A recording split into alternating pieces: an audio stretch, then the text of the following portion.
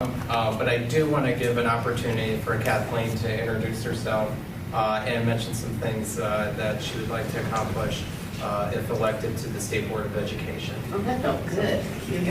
I'd like to thank you. Being the last one, always, people are thinking, well, let's get this over with. And I usually start what I'm doing with a joke. One long-term husband asked another long-term husband, my wife and I are always arguing, but how do you get the last word? He said, he always does by just saying, yes, dear. I'm Kathleen Purdy. I grew up on a small farm in Lexington Township, which is the Burlington School District, but at that time was still part of Alliance and still is, with my parents. And I was one of 7, so with 6 other siblings. My parents taught us the value of hard work, honesty, unionism, civil rights. Neither one of my parents graduated high school or middle school, junior high school.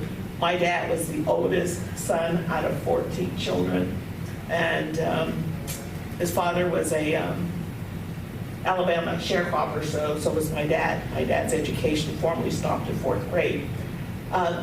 Of these 7 children, I'm the only one without a middle name, so usually if I find a Kathleen, I always ask, what is your middle name? Mom couldn't think of anything to go with Kathleen. Out of 7, I'm number 5, I was the only one not to go to kindergarten. And my parents explained, because you already knew everything that they were teaching in kindergarten. So henceforth, I always wanted to be a teacher, played school when I was 4 years old, begged to go to school, and when it was time for me to go, I have not stopped going since. I'm a widow. My husband served during Vietnam. He died of leukemia the day after our 33rd wedding anniversary. He worked for 38 years out at Monarch Rubber. When I retired from playing local schools, there's a government pension offset windfall elimination provision that prevents me from getting any of my husband's Social Security. When I called Social Security and said, well, what happens to his 38 years he hammered out a living, they said, it stays in the system. Okay, so there's where that goes. I spent about 14 years off and on getting my education. I started at Kent State the year after I graduated high school down in Salem at the branch. I could not afford full-time, which was $250 and $40 for books. I was making 95 cents an hour. But I still understood the importance of education. Henceforth, I believe this is why I'm last, because I'm last on a ballot where it says state school board. A councilwoman said the other week, school boards aren't that important. What's more important are people running for House and legislature. Those seats are more important. And it kind of seems like that could be it, but it starts with education. When I said my parents didn't have the opportunity to go to school, my siblings, we all graduated high school. Many of us went on to college. At 33, I walked across Kent State stage, got my diploma 2 years later, my degree in elementary education, which doesn't exist today. The jobs our children are looking at, today's children, do not exist. 67% of the jobs that our children are working at do not exist. But yet we spend our time talking about school funding and what's important for children, knowing that there's a strong correlation between poverty and education and where you live. One day I'm going down, I think it's 59 up in Monroe Falls, and I looked over at the high school and I said to my daughter, Valerie, I bet a lot of learning's going on in that building. I said that as a tongue-in-cheek, and she understood because of how the building looked. Then you go to what we call inner city urban, and you look at those broken down buildings.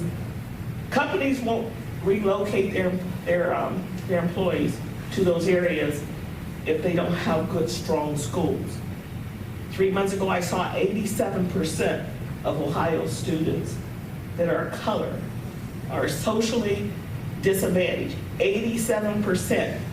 Research says you come from poverty, that poverty usually follows you into adulthood, and yet still we rely on an unconstitutional 4-time ruling to say, this is how we're going to do it. And therefore, you have this large disparity between what's happening.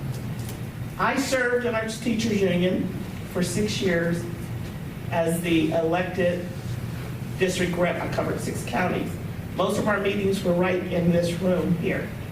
The first year, they said, just don't make any differences, just keep going, Kathleen. And I said, no, I want people in 6 counties to know what I look like. So after teaching here and playing local, at the end of the day, I traveled to Steubenville and Westerville and West Wellsville and East Liverpool and Boardman and down to Wayne County and Holmes County, all these 6 counties, because I wanted them to know that I'm real. What I say is because I've learned the lessons. I'm blessed to have been able to work as a classified employee. Oftentimes I look at a teacher's face and say, I was a teacher's aide. They always look like, oh, I wouldn't say that. Oh, she's just a bus driver. But my mom and dad, they were teachers. We have to get rid of that class and that status and being able to say, we are serving in public schools children that don't have an option. My children didn't have an option. They went to public schools. Why? Because their mom was a teacher, and at the end of the day, I couldn't come home and reteach anything. I was tired.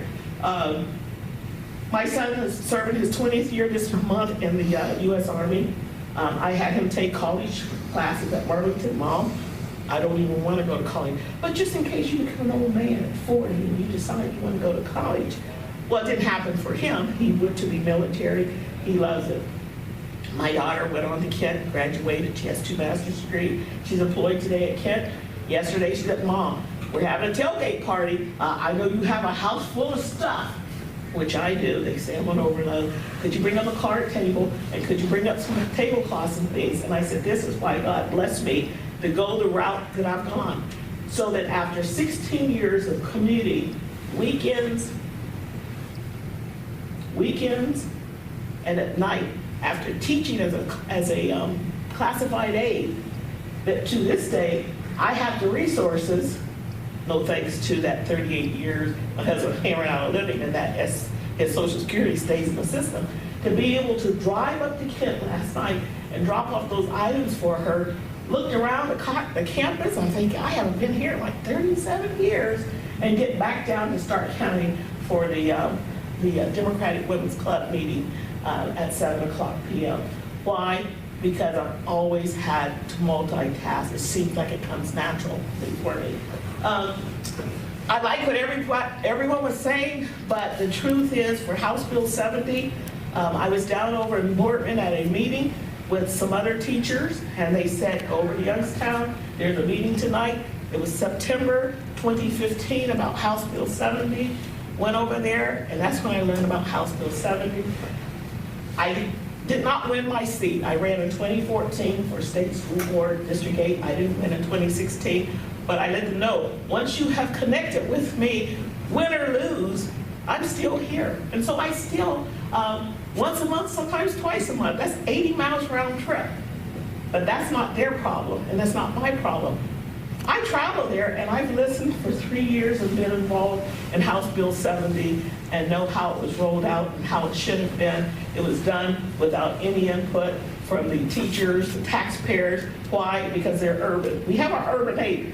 We have 2 other schools that's now under House Bill 70. The CEO, he was hired making $165,000. I don't think any of you make $165,000 yet. And he's only in his 30s. He just turned 40 this year. The next year, he gets $170,000.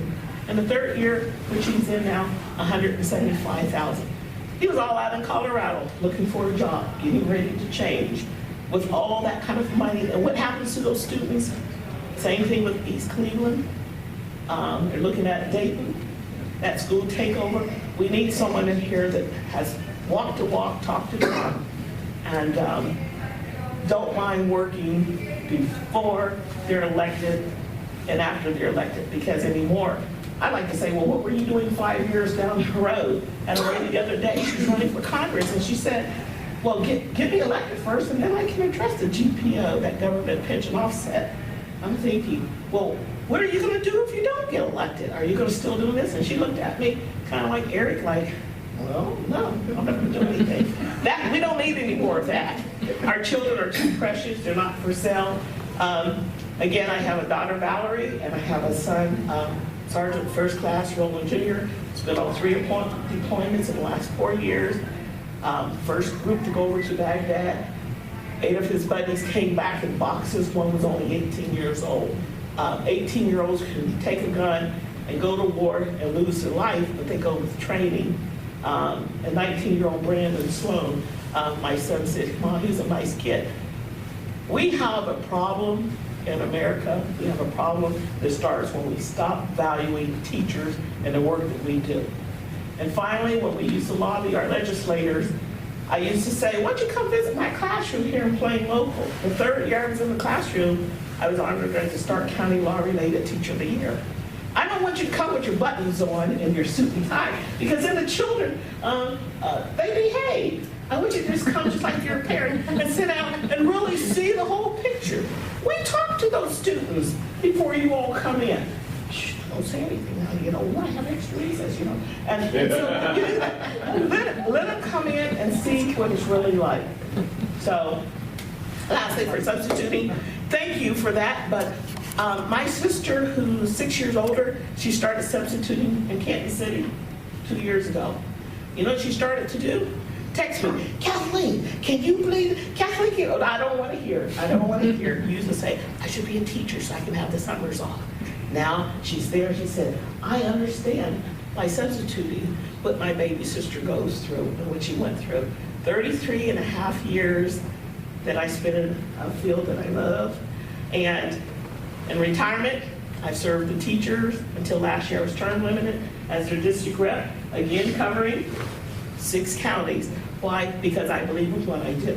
And even if I'm not elected, I'm going to continue advocating for House Bill 70, and we're due in another month to go down to the State House for another rally with the support of Teresa Fedor there, because I believe in it, and I have nothing to lose, because all that I've ever gotten, I think I'm doing very well. And I'm not sitting at home, you know, thinking, what am I going to do today? I'm going to come over for the OSBA's legislative breakfast. So, thank you.